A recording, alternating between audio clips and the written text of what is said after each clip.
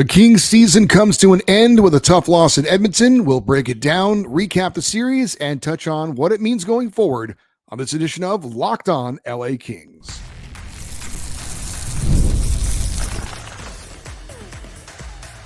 You are Locked On Kings, your daily podcast on the Los Angeles Kings, part of the Locked On Podcast Network, your team every day. Hey, Kings fans, welcome to Locked On LA Kings, part of the Locked On Podcast Network, your team every day. Thanks for making Locked On LA Kings your first listen every day. We are free and available wherever you get your podcasts. We'd love for you to leave us a positive comment on Apple Podcasts if you're a fan of the show. And we are on YouTube. Please like and subscribe if you're enjoying this content. I'm Eddie Garcia, your host of Locked On LA Kings. I've worked in sports media for the past 30 years, 20 plus years at the Fox Sports Radio Network. Also co-host of the Puck Podcast, a weekly NHL review show that's been putting out content for the past 17 years, and a passionate LA Kings fan for over 30 years. Today's episode is brought to you by Monopoly Go, the mobile hit twist on classic Monopoly. Join your friends and download Monopoly Go now free on the App Store or Google Play.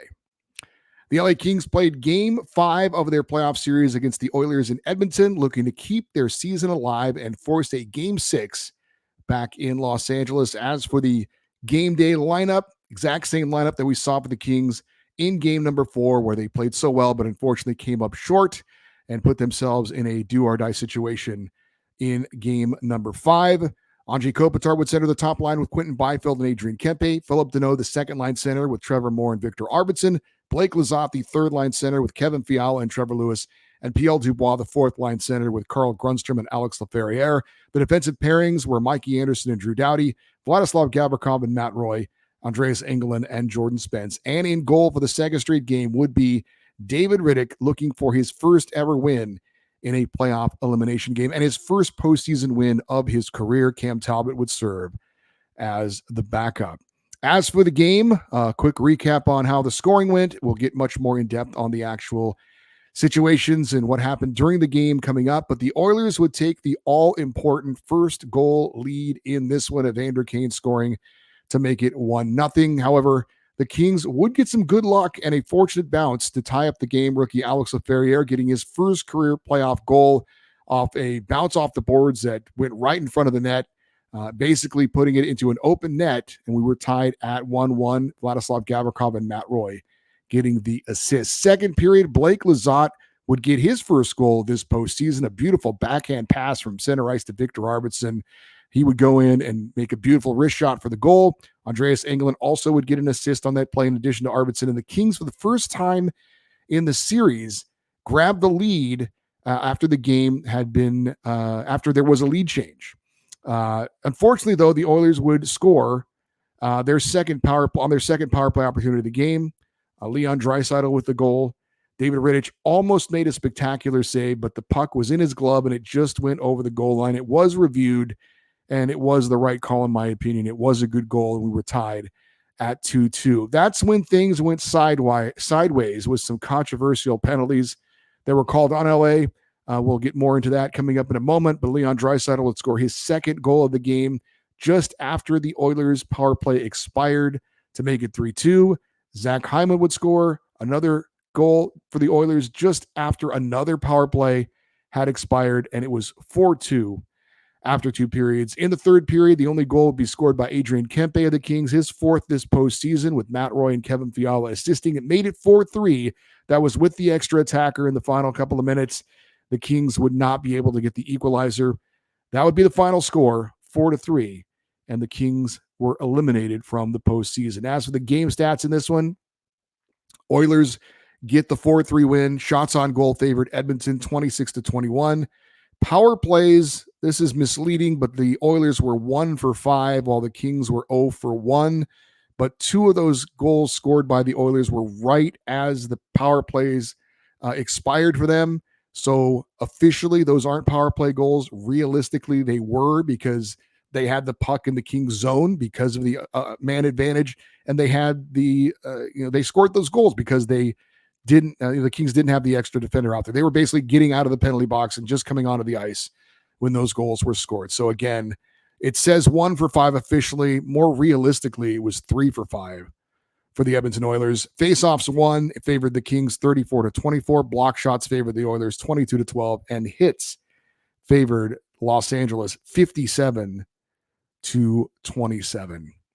So the Kings lose in the playoffs for a third consecutive year to the Edmonton Oilers as they fall in the series in 5 games. One word to describe the loss to the Oilers, and bear with me on this one, but I'm going to go with dysphagia. Now, what in the heck is that? Well, it's a medical term that describes difficulty swallowing, because to me, this loss was difficult to swallow. Difficult because, in part, of the officiating. Now, if you watched or listened to this show for any length of time, you know I don't go out of my way to complain about officiating very often. But if it's bad officiating, it's bad officiating, and I'm going to call them like I see them. There were 2 calls made in the second period, which I think had a major impact on this game. It was 2-2, and the Kings got their first power play opportunity of the game. The Oilers were called for tripping, and the Kings, there was another penalty called right after that. So the Kings looked like they were going on a 5-on-3 power play opportunity. However, on the tripping call, the official also called LA's Kevin Fiala for embellishing. It was an awful call. The Kings were not given an opportunity to score a 5-on-3 power play, which would have been a great opportunity for them to finally get a power play goal in this series and also give them a shot at taking the lead in this one when it was 2-2. But that was a bad call on Kevin Fiala for embellishing. Shortly thereafter, however, an even worse call was made against the Kings when Pierre-Luc Dubois put a hard hit along the boards on Oilers forward Leon Draisaitl. Somehow, Dubois was called for holding, which made no sense at all. It was a hockey hit. Draisaitl had the puck along the boards. Pierre-Luc Dubois came from some distance with some speed and a little bit of attitude, had both hands on his stick, and put a shoulder into Draisaitl, which put him on his butt on the ice. Now, if they were going to call anything, I might be able to understand elbowing, because Dubois did lead with the shoulder, but the elbow kind of rode up slightly. I don't think it was a penalty regardless, but it certainly wasn't a hold. I thought it was a terrible call. And I thought, ironically, they called Kevin Fiala for a ridiculous embellishment call. But if you're going to call that, shouldn't you call Leon Draisaitl for embellishing that call? Leon Draisaitl is an absolute horse of a man. He's a big, strong guy. He went down like he was shot on that hit by Dubois. So, again, I don't think embellishing should have been called either way. But I'm saying, if you're going to call it on Fiala, why wouldn't you call it on Draisaitl? So, anyway, like I said, the Oilers officially didn't score on the power play after that Pierre-Luc Dubois penalty, but they realistically did, because, again, the penalty had just expired and they scored. And so that made it 3-2. So not only did the Kings get denied a 5-on-3 power play chance, then they end up allowing a power play goal realistically after the missed call on Pierre-Luc Dubois. Now, did the refs rob the Kings of a win in game number 5? I'm not going to go that far, but I would say that I thought the Kings were robbed of a chance to win game number 5. Now, you can't assume the Kings are going to score on that 5-on-3 power play. They hadn't scored a power play goal all series, but they should have been given the chance to score on a 5-on-3. You can argue the Kings still could have killed off the Pierre-Luc Dubois penalty, but they never should have had to. So those 2 calls, to me, absolutely changed the complexion of the game. And I know the refs are human. I know that mistakes are made. Bad calls are a part of sports. But in an elimination game where special teams have been such a huge story in the series, and it ends up being a 1-goal game, dysphagia, hard to swallow. As for the keys to win, we're going to check on that and how the Kings did or didn't do regarding that. Number 1 was win the special teams battle. That didn't come close to happening in this game. The Oilers were officially, again, 1 for 5 on the power play, but realistically 3 for 5. And then, of course, the Kings 0 for 1 on their only power play chance. So did the Kings win the special teams battle? One of our keys to winning game 5? No, they did not. Score the first goal. That didn't happen. Kings did not score first. Well, they did once. The team that scored first is what I want to say was 5-0 in the series. So I definitely, though, do give credit to the Kings. They battled back after being down 1-0 and allowing that first goal and getting the 2-1 lead. But again, it didn't unfortunately result in them getting a win. As for using the same blueprint that they did in game 4, I think the Kings actually did do this for most of the game, especially to start. The Kings were getting shots on goal. They were getting hits. They were flying around the ice. They had good energy. And the Kings did actually a lot of good things in game 5 like they did in game 4. But the calls that went against the Kings certainly helped to turn the tide of things. And the end result is that the Kings did not get the victory and were eliminated in the playoffs for the 3rd year in a row by the Edmonton Oilers. So we're going to look back on the series against the Oilers and what could lie ahead for the Kings. That's next here on Locked On LA Kings, your team every day. I have to admit, I definitely have a competitive side. I think we all do. And my competitive side enjoys playing Monopoly Go. I'm sure you've heard of it. It's been downloaded 150 million times. It's a great twist on Monopoly, where you play not one, but hundreds of Monopoly boards in crazy locations, building up amazing cities that bring you big money. But the best part is messing around with your friends. I can charge them rent on my iconic properties, just like classic Monopoly, but now I can also rob their vaults of riches for myself. And the leaderboards show me who the biggest Monopoly tycoon is. You can team up with friends and people from all around the world in timed tournaments to earn huge rewards. So get in on the game, join your friends, download Monopoly Go, now free on the App Store or Google Play. That is Monopoly Go. All right, we talked about game 5. Looking back on the series as a whole, the biggest questions I have about the Kings in those 5 games is about their special teams and about the effort and execution in 2 of those games in particular. I'm sure the numbers have been burned into your brains at this point, but the Oilers would end up with 9 power play goals in the series. They were 9 for 20. We did talk about a couple of those goals were not officially power play goals, but realistically they were. And frankly, it felt a lot worse than 9 for 20. You telling me that the Kings killed off 11 Oilers power plays? It doesn't seem like, honestly, it seemed like they were like 15 for 20 on the power play in this series. The Kings officially, or specifically, went out and tried to make the penalty kill a priority going into this season. And part of that was specifically to combat a possible playoff meeting again against the Edmonton Oilers. And in the end, even though the PK was greatly improved this regular season, even though it was amongst the best and sometimes the best statistically, penalty kill in the NHL, when it came down to the big test, it didn't matter one damn bit. It's hard at this point to try and figure out what the Kings have to do differently on the penalty kill. It could be, honestly, just that they need to avoid facing Connor McDavid and Leon Draisaitl. And the only way to keep the Oilers from scoring on their power play was to stay out of the penalty box. But that's not really realistic, especially when you're getting calls against you that shouldn't be made. But going forward, and God forbid they see the Oilers again in the playoffs for a 4th straight year, but under the current format, that's possible.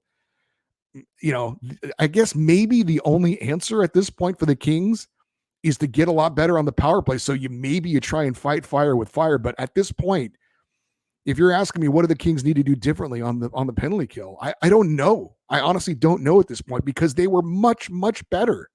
But taking on that power play, you wouldn't have known it. You wouldn't have known the Kings were one of the top penalty kill teams in the NHL this season by the way things went in the playoffs.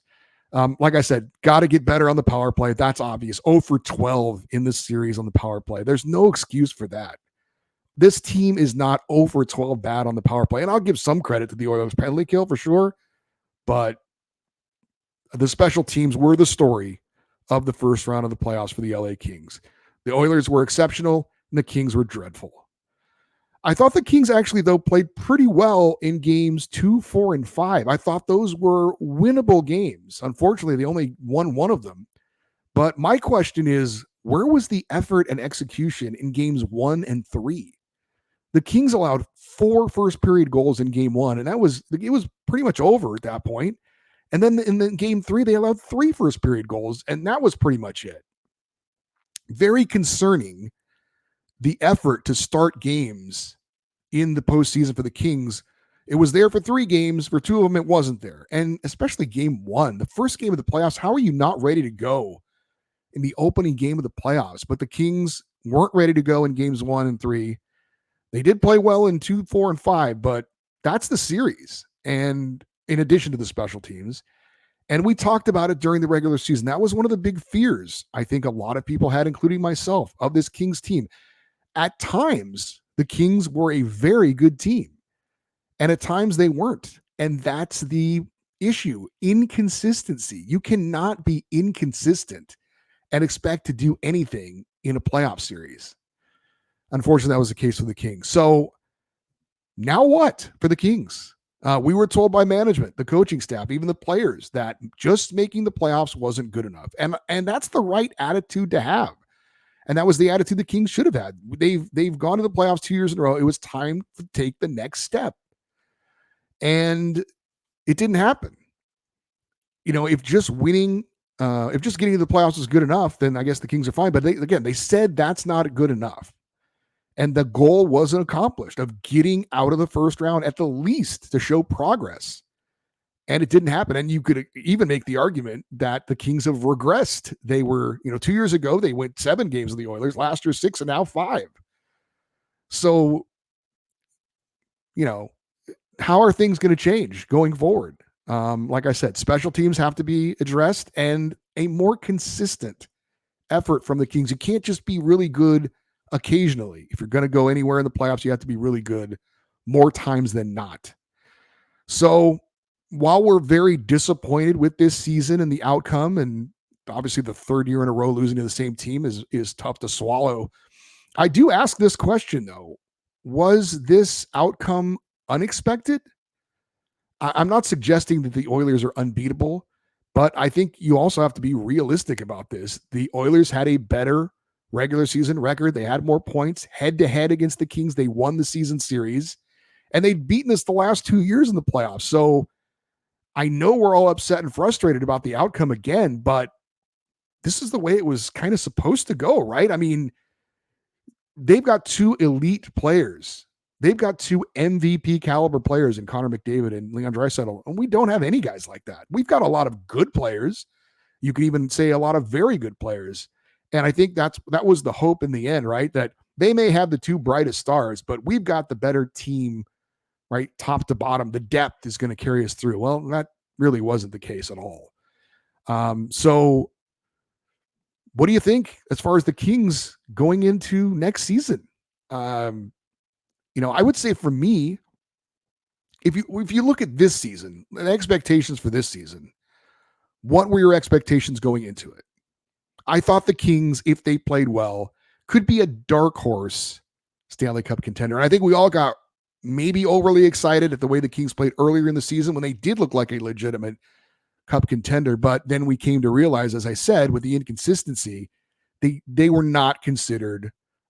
I did not consider the Kings a serious Cup contender going into the postseason. I thought maybe a dark horse, maybe if everything goes right.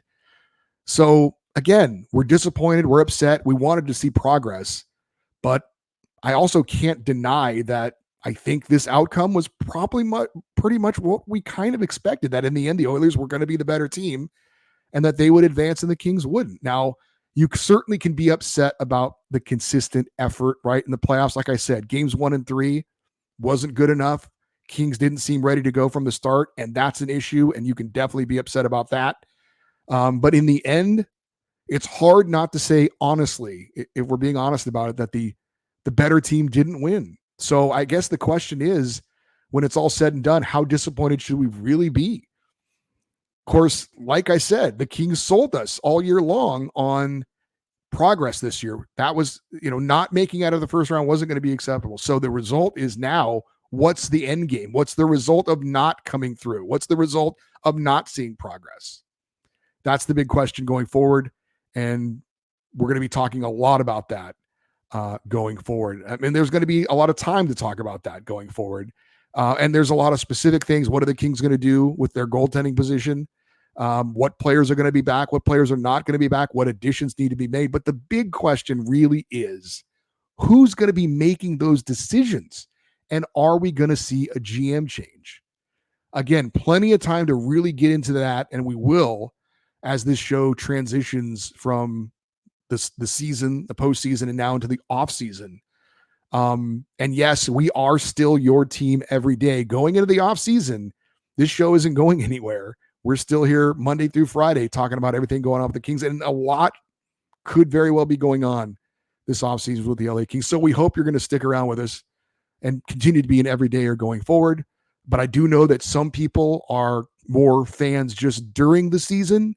So some of you may be kind of checking out until, maybe training camp starts up again. And if that's the case, we're happy to have you along for the ride during the season. And we look forward to seeing you again once the season starts to kick up again. But for those of you that are everydayers all year round, we're going to be obviously doing a deep dive on everything involving the Kings, the roster, the general manager, the new coach that's going to be brought in, all that stuff. There's going to be a lot of news involving the Kings. So hopefully you will stay with us throughout the offseason because, again, we're going to be your team every day here on Locked On LA Kings. Well, the Kings season is unfortunately over, but the Ontario Reign season is going strong. We will talk about that next here on Locked On LA Kings, your team every day.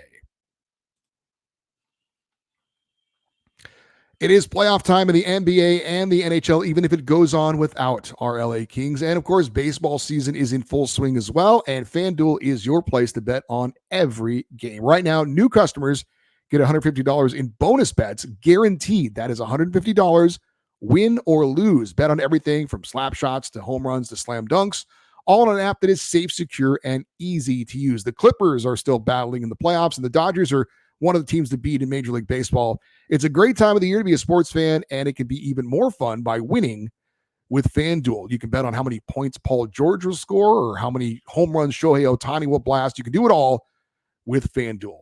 What are you waiting for? Visit FanDuel.com/lockedon and make your first bet an automatic win.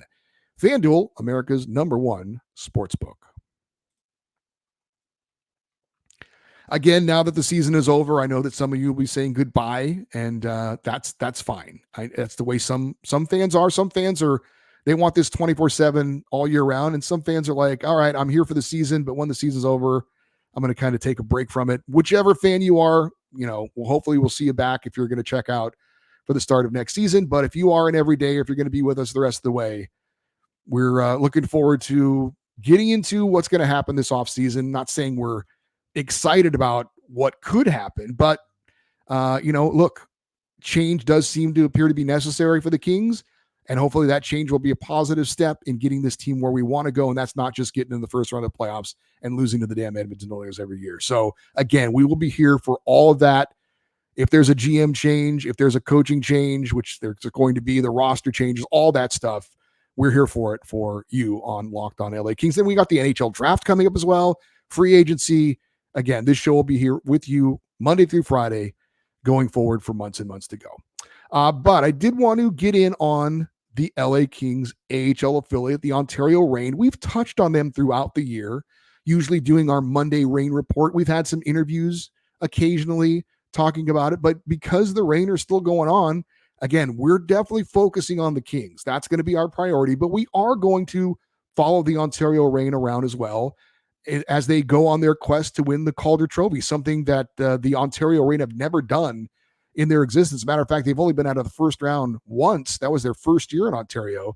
So they're kind of going somewhere they haven't been very often. So the Reign did play their opening game of the second round of the playoffs on Wednesday night, and they beat the Abbotsford Canucks by a score of 3-1. This is a best-of-5 playoff series.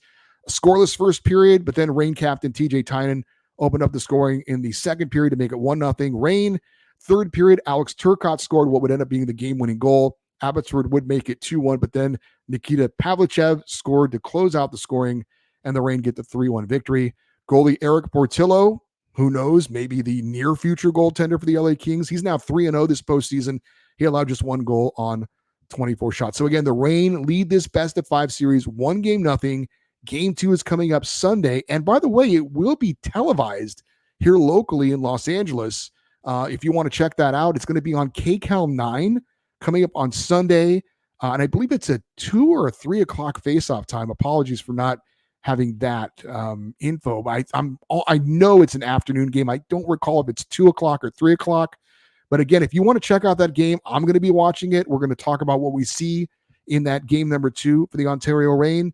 Again, Sunday, KCAL 9, 2 or 3 o'clock start time if you want to check out the Ontario Reign in the Calder Trophy playoffs. Again, Kings off-season news, always going to be our number one focus, but we are going to get into the Ontario Reign and their postseason run and hopefully have a special guest or two to come on the show and talk about the Ontario Reign as well. So we still will have some actual hockey games to talk about going forward. But again, the focus going forward will also be on the LA Kings offseason and what's going to happen. It should be very, very interesting. So for you everydayers, those of you guys are going to stay with us throughout the offseason, we are going to have on Friday's show, we'll touch a little bit on some of the exit interviews, which what I understand are going to start tomorrow on Friday. So we'll touch a little bit on that, but it is going to be a big Kings fan feedback show. And I know you guys have a lot to say about the playoffs, about the Kings offseason, and where the team should go from here. This is your chance to sound off. Most of the show on Friday is going to be about your emails and your feedback. So if you want to get on that, it's going to be, by the way, the Friday show will be a later show in the night. But if you want to get on that, the email address as always is lockedoneddie@gmail.com, EDDIE. Check that out if you want to get an email in for Friday's fan feedback show. And of course, you can always leave your comments in the comment section. If you're watching on YouTube, helps the algorithm. Really appreciate that. Helps people find the show. Likes, subscribes, and comments. Also, stay interactive with the show by following us on social media, X, Twitter, and Instagram. We are at Locked On LA Kings. I'm Eddie Garcia. Thank you, as always, for listening and watching this episode of Locked On LA Kings, part of the Locked On Podcast Network, your team every day. Have a great rest of your day. We will talk to you on Friday. And as always, whether it's regular season, postseason, or offseason, go Kings go.